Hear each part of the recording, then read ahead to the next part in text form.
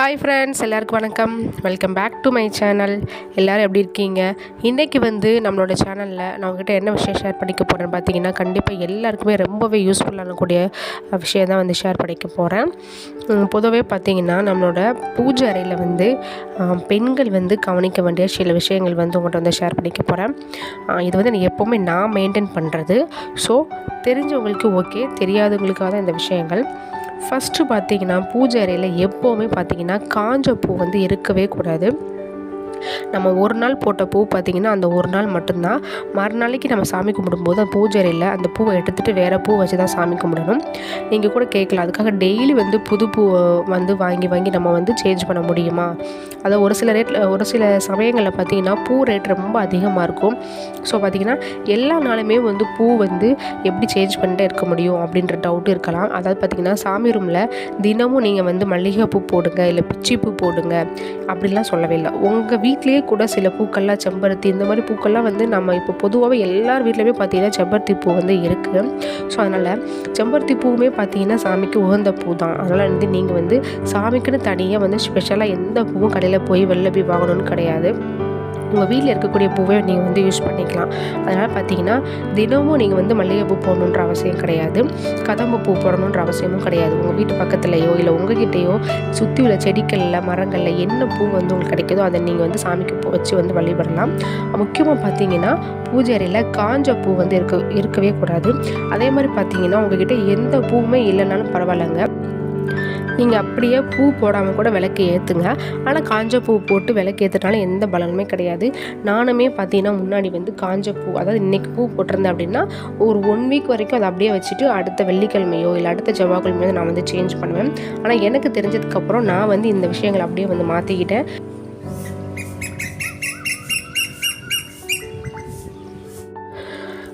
So இப்போ பார்த்திங்கன்னா நான் எங்கள் வீட்டு செடியில் இருந்த செம்பருத்தி பூவை தான் நான் இப்போ பறிச்சுட்டு வந்திருக்கேன்.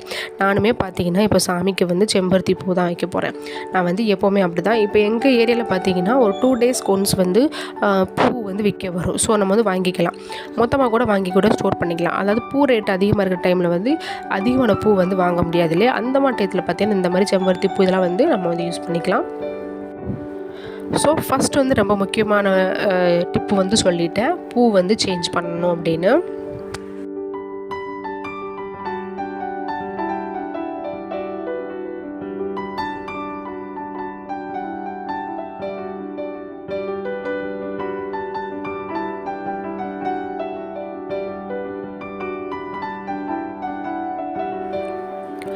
பாருங்கள், செம்பருத்தி பூ வச்ச உடனே பூஜை எவ்வளோ அழகாக இருக்குன்னு. அன்னன்னைக்கு டெய்லி நம்ம பூ சேஞ்ச் பண்ணும்போது பூஜையே பார்த்திங்கன்னா நல்லா மங்களகரமாக சூப்பராக இருக்கும். அதுக்காக தாங்க எப்போவுமே மங்களகரமாக இருக்கும்போது நம்மளோட சாமியோட சக்தி அதிகரிக்கும்னு சொல்லுவாங்க. ஸோ அதனால் பார்த்திங்கன்னா எப்போவுமே பூ சேஞ்ச் பண்ணிக்கோங்க.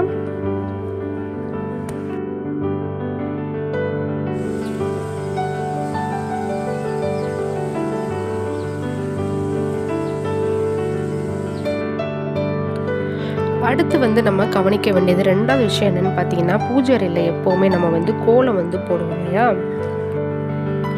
அந்த கோலத்தையுமே பார்த்திங்கன்னா தினமும் மாற்றணுங்க. இப்போ இன்றைக்கி ஒரு கோலம் போட்டிருக்கீங்க அப்படின்னா நாளைக்கு கண்டிப்பாக வேறு கோலம் போடணும். அதே கோலத்தை அப்படியே வச்சுருக்கக்கூடாது.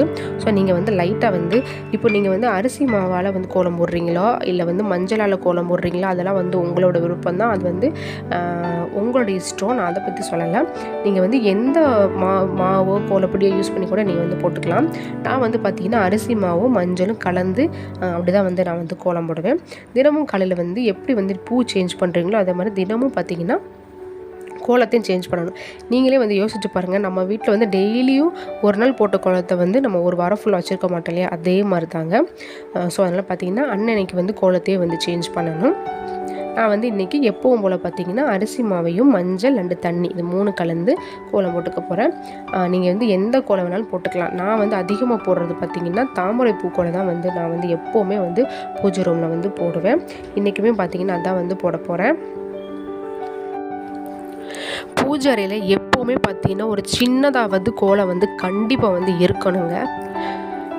நீங்கள் ரைஸ் மாவு யூஸ் பண்ணுறீங்களா, அப்படி இல்லைனா கோலப்பொடி யூஸ் பண்ணுறீங்களா, அதெல்லாம் வந்து உங்களோட விருப்பம். நீங்கள் என்ன யூஸ் பண்ணாலும் பரவாயில்ல. ஆனால் கண்டிப்பாக வந்து பூஜை அறையில் ஒரு சின்ன கோலமாவது வந்து போடுறதுக்கு மறந்துடாதீங்க.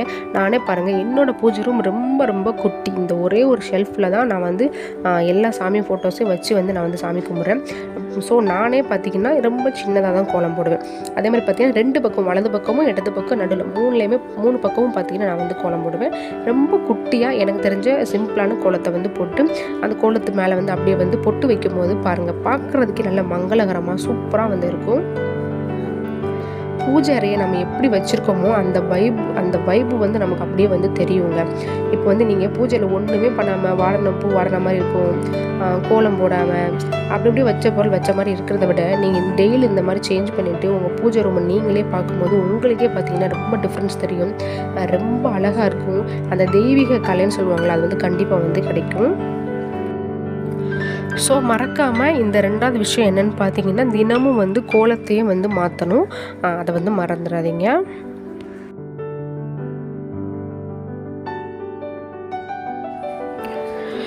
நீங்கள் பார்க்கும் போதே தெரியும், சிம்பிளாக ரொம்ப சின்னதாக தான் கோலம் போட்டிருக்கேன். ஆனால் கோலம் போட்டோன்னே பாருங்கள், பூஜை ரூமே பாருங்கள் எவ்வளோ சூப்பராக இருக்குன்னு.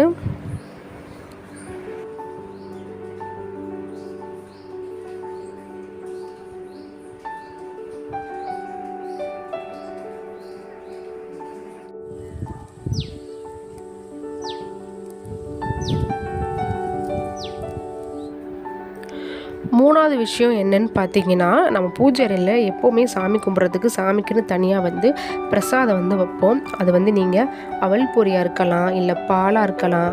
அப்படி இல்லைன்னா பார்த்தீங்கன்னா நீங்கள் பொங்கல், இந்த மாதிரி உங்களுடைய வசதிக்கு ஏற்ப என்ன பொருள் வச்சு கும்பிட்றீங்களோ அது வந்து உங்களோட இஷ்டம். இதுதான் வைக்கணும் அதுதான் வைக்கணுன்றதை நான் வந்து சொல்ல வரல. ஆனால் நீங்கள் என்ன பொருள் வேணாலும் பரவாயில்ல, வச்சு கும்பிட்றது உங்களோட பழக்கமாக இருந்தது அப்படின்னு நினச்சிங்கன்னா தினமும் வந்து மாற்றணும். நான் வந்து பார்த்திங்கன்னா நேத்திக்கு வந்து அவல் பொரி கூட கொஞ்சம் வந்து பார்த்திங்கன்னா நாட்டு சக்கரை போட்டு வந்து வச்சுருந்தேன்.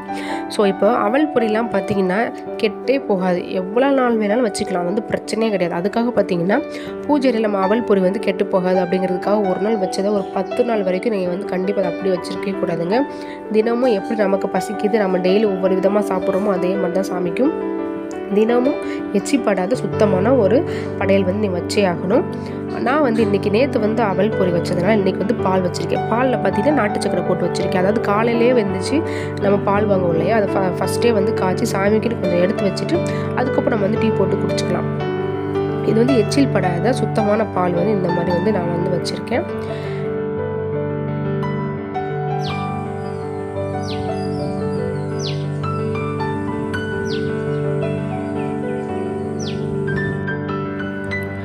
அடுத்ததாக 4வது விஷயம் பார்த்திங்கன்னா, கண்டிப்பாக வந்து நம்ம பஞ்ச பாத்திரத்தில் வந்து தண்ணி ஊற்றி வைப்போம். என்கிட்ட வந்து அது கிடையாது. அதனால் பார்த்திங்கன்னா நான் வந்து செம்பில், ஏதாவது ஒரு நிற செம்பில் வந்து தினமும் வந்து தண்ணி வந்து மாற்றி வைப்பேன்.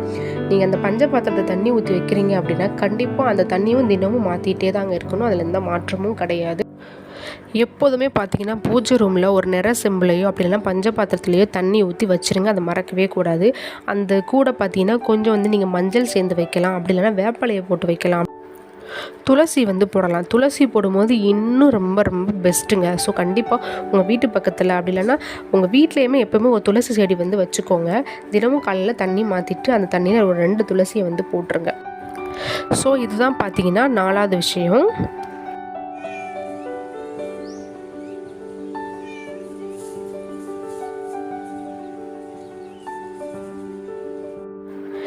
ஓகே ஃப்ரெண்ட்ஸ், எனக்கு தெரிஞ்ச இந்த சின்ன சின்ன விஷயங்களை வந்து உங்கள்கிட்ட வந்து ஷேர் பண்ணிக்கிட்டேன். நான் இன்றைக்கி சொன்ன விஷயம் பார்த்திங்கன்னா எல்லாராலையுமே கண்டிப்பாக வந்து செய்யக்கூடியது தான்.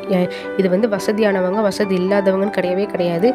ஸோ எல்லாராலையுமே கண்டிப்பாக வந்து இந்த விஷயங்களை வந்து மாற்றிக்க முடியும்.